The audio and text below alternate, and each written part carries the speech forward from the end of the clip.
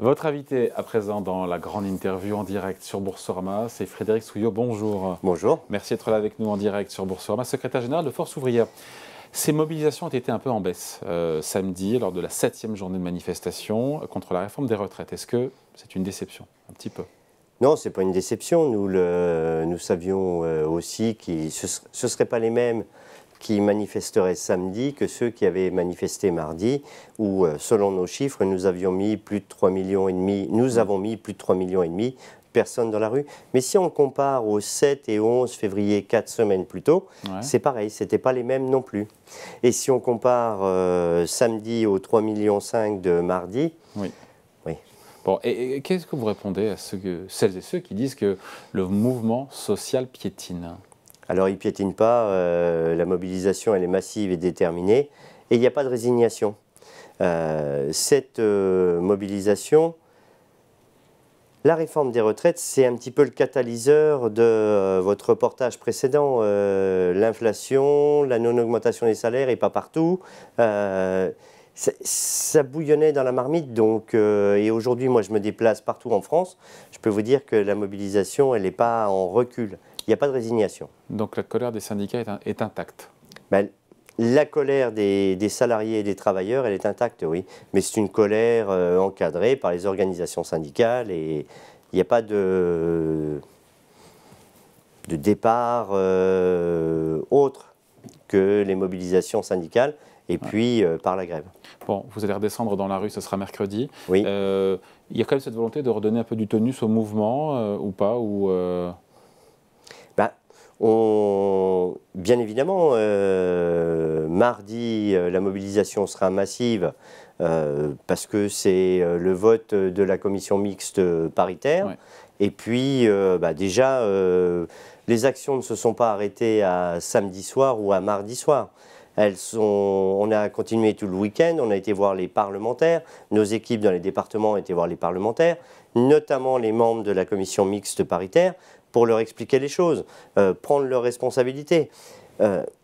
Voter une loi à travers un projet de loi de finances rectificatif de la sécurité sociale sur un projet de société, ce n'est pas le bon moyen de mettre en place un projet de société. Et quand le président de la République nous répond, alors j'ai noté ce qu'il nous avait dit, le temps parlementaire est l'essence même de notre démocratie. Au même moment où il nous l'envoie, le ministre du Travail déclenche vote bloqué au Sénat. Donc, si l'essence même de notre démocratie, c'est le temps de discussion parlementaire, il ne faut pas le bloquer. Alors, j'ai appris ce qu'était un 44-3 parce que nous l'avions rarement vu. Ouais. Juste un truc, on va parler de la mécanique parlementaire. Sur la montée des violences, encore une fois, vous redoutez ça dans le cadre des mobilisations à venir parce que certains pourraient, encore une fois, se dire on n'est pas écouté, la rue n'est pas entendue, vous risquez des débordements, vous redoutez des débordements Alors, je ne redoute pas des débordements, mais les violences, on ne sera jamais d'accord avec cela. Par contre, des blocages de raffineries ou depuis ce matin, la centrale de Blaye en Gironde est bloquée. À Rouen, c'est les ports qui sont bloqués. Bon, ça, c'est ce qui risque d'aller un petit peu plus en avant, oui. Et d'aller jusqu'où?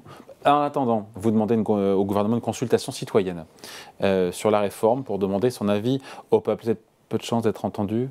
Il ne vous a pas reçu, d'ailleurs, le président de la République. 8 Français sur 10 souhaitent que le président vous reçoive l'intersyndicale. Oui, il nous a répondu, apparemment... Je ne sous-estime pas le mécontentement dont vous faites le porte-parole. Comme les angoisses exprimées par de nombreux Français, inquiets de ne jamais avoir de retraite.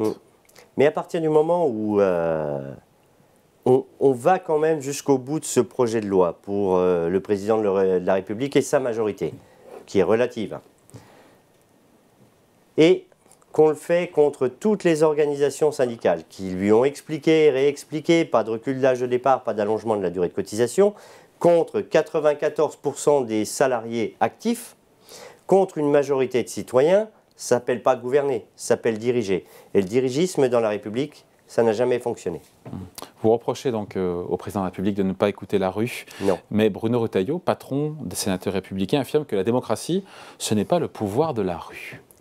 Ah oui. Il a raison, il a tort.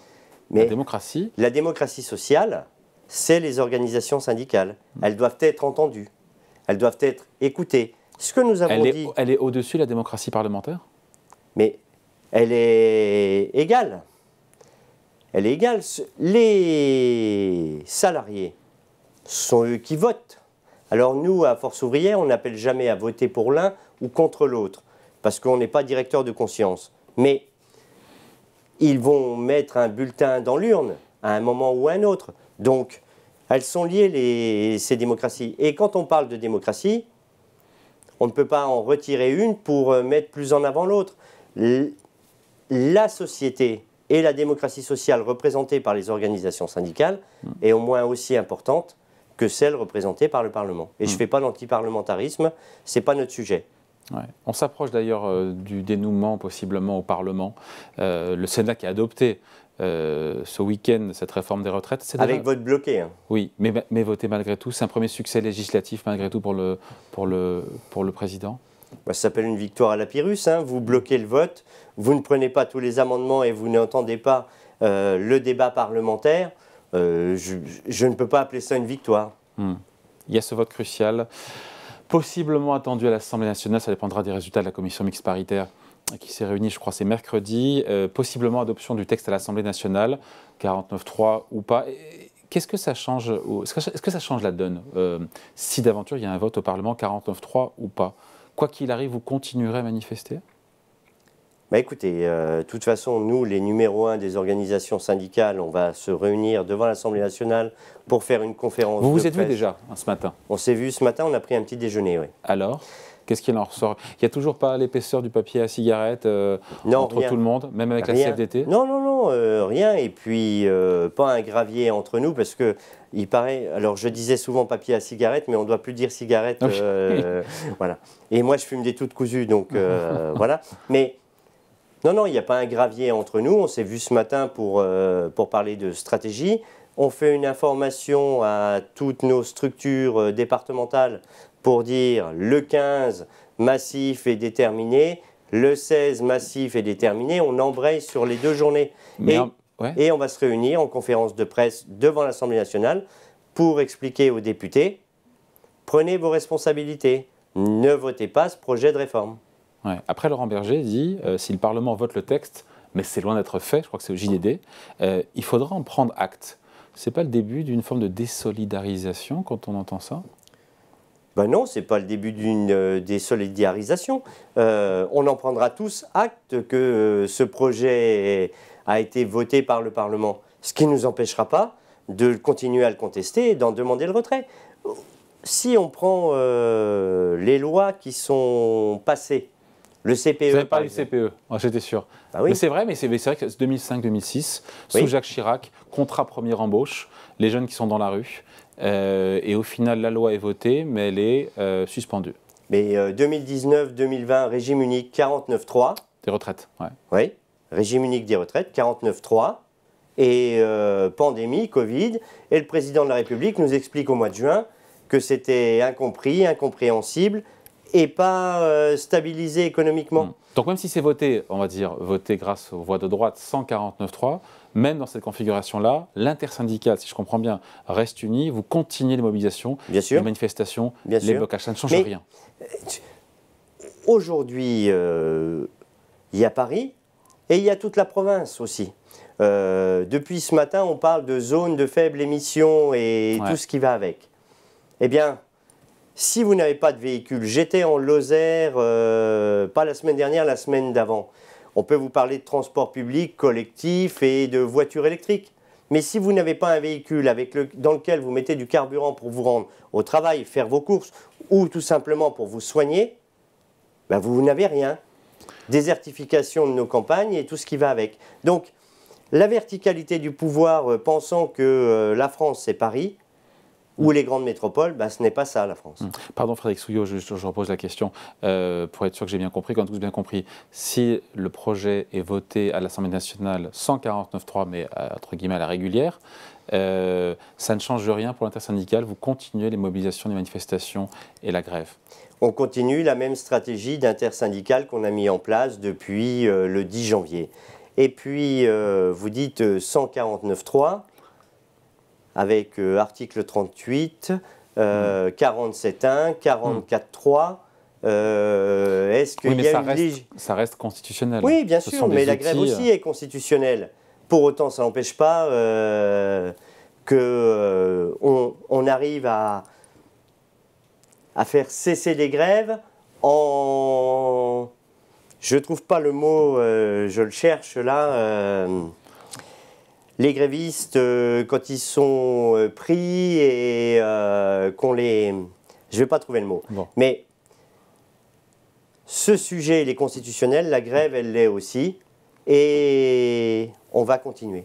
Bon, juste pour terminer, Frédéric Souillot, c'est Olivier Véran. Réquisition. Ah, c'est la réquisition, d'accord. Je cherchais, excusez-moi. Oui. Mais pourtant, la grève est constitutionnelle. Oui. Et pourtant, les réquisitions, comme on a pu le voir dans les raffineries, et comme on le voit de temps en temps... On en est où aujourd'hui? Des blocages dans les raffineries, les dépôts de carburant et les pompes des stations-service qui sont asséchées, on en est où? Eh bien, les blocages devant les raffineries, et notamment celle de Donge, que je connais bien, et les autres, continuent.